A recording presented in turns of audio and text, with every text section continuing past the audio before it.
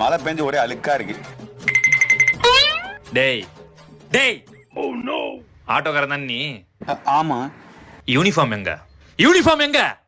பின்னாடி பின்னாடி இருக்கு சார். இந்த வேக்கடா கட்டி வச்சிருக்கேன். இதோ போட்டுக்கிறேன். வேணா போயிச்சு போ, வண்டி ஓட்டும்போது போட்டுக்கோ. சரிங்க சார்.